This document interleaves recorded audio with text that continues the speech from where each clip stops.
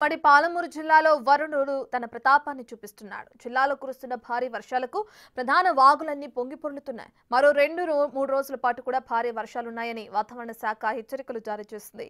వాగులు వంకలు పొంగిపొర్లుతుండటంతో ఆయా ప్రాజెక్టులకు భారీగా వరద నీరు వచ్చి చేరుతుంది. భారీ వర్షాల నేపథ్యంలో అధికారులు అలర్ట్ అయ్యారు. మరింత సమాచారాన్ని మా ప్రతినిధి శంకర్ అందిస్తారు. జిల్లాలో వరుణుడు మరోసారి తన ప్రతాపాన్ని చూపిస్తున్నాడు.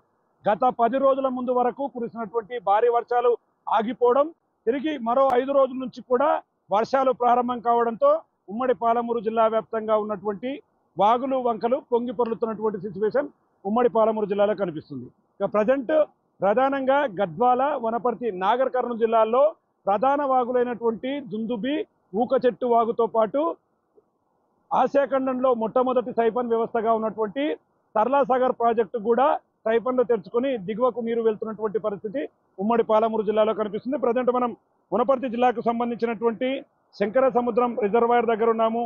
విజువల్స్ లో కూడా చాలా క్లియర్ గా చూడొచ్చు. గత కొద్ది రోజుల ముందు వరకు కూడా ఈ గేట్లన్నీ కూడా నిలిపివేసి క్లియర్ కట్ గా ఆపివేశారు. కానీ తిరిగి మళ్ళీ వర్షాలు ప్రారంభం కావడంతో ఒక్కసారిగా తిరిగి గేట్లన్నీ కూడా ఓపెన్ చేసి దిగువకు వాటర్ను విడుదల చేస్తున్నటువంటి సిచ్యువేషన్ ప్రాజెక్టు దగ్గర కనపడుతుంది. ఇక ముఖ్యంగా ఉమ్మడి పాలమూరు జిల్లాకు సంబంధించి మరో 3 రోజుల పాటు భారీ వర్షాలు ఉన్నాయంటూ వాతావరణ శాఖ హెచ్చరికలు జారీ చేసింది. ఈ నేపథ్యంలో అధికారులు అప్రమత్తమయ్యారు. ముఖ్యంగా పొంగి పొర్లుతున్నటువంటి వాగులు వంకల దగ్గరికి ఎవరూ వెళ్ళకూడదంటూ అధికారులు ఆంక్షలు విధిస్తున్నటువంటి పరిస్థితి ఉమ్మడి పాలమూరు జిల్లా వ్యాప్తంగా కనిపిస్తుంది. ఇక ముఖ్యంగా ఆసియా ఖండంలో మొట్టమొదటి ఆటోమేటిక్ సైఫన్ వ్యవస్థ కలిగినటువంటి సర్లాసాగర్ ప్రాజెక్టు దగ్గర వరద ఉధృతి కొనసాగుతుంది. దీంతో ప్రాజెక్టుకు సంబంధించినటువంటి 2 సైఫన్లు వాటంతట అవే తెలుసుకొని దిగువకు వాటర్ను విడుదల చేస్తున్నటువంటి పరిస్థితి సర్లాసాగర్ దగ్గర కనపడుతుంది. మరోవైపు జురాల ప్రాజెక్టు దగ్గర వరద ఉధృతి కొనసాగుతుండడంతో ప్రాజెక్టుకు సంబంధించినటువంటి 18 గేట్లను ఎత్తి శ్రీశైలం దిగువకు 1,20,000 క్యూసెక్కుల వరదను అధికారులు శ్రీశైలం దిగువకు విడుదల చేస్తున్నారు. ఇక ప్రాజెక్టుకు సంబంధించి 1,19,000 క్యూసెక్కులు ప్రాజెక్టుకు ఇన్ఫ్లోగా వచ్చి చేరుతుండడంతో 1,20,000 క్యూసెక్కులను శ్రీశైలం దిగువకు విడుదల చేస్తున్నారు అధికారులు. ఇక దుందుబి వాగు, మరోవైపు పెద్దవాగు, ఊక చెట్టు వాగు ఇవన్నీ కూడా ఉధృతంగా ప్రవహిస్తున్నాయి. ఇప్పటికే శంకర సముద్రం ప్రాజెక్టుకు సంబంధించినటువంటి 3 గేట్లను తెరిచి దిగువకు వాటర్ను విడుదల చేస్తున్నారు. ఈ వాటర్ అంతా కూడా సర్లాసాగర్లో వెళ్ళి కలుస్తుంది.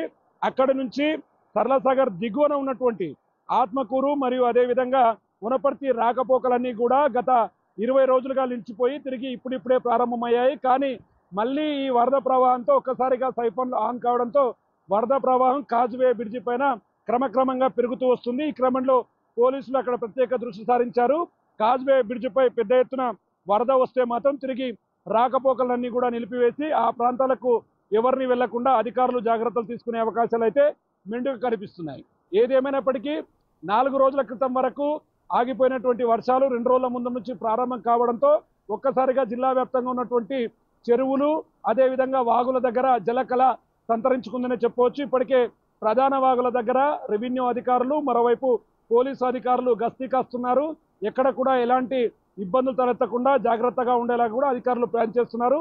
మరో 2-3 రోజుల పాటు ఇదే విధంగా ఉంటుందని చెప్పి వాతావరణ శాఖ హెచ్చరికలు జారీ చేసిన నేపథ్యంలో రెవెన్యూ పోలీస్ శాఖ అప్రమత్తమైంది. పూర్తిగా ప్రజలకు ఎలాంటి ఆటంకం రాకుండా, ఎలాంటి ప్రమాదాలు సంభవించకుండా దగ్గరుండి చూస్తున్నటువంటి పరిస్థితి ఉమ్మడి పాలమూరు జిల్లాలో కనిపిస్తుంది.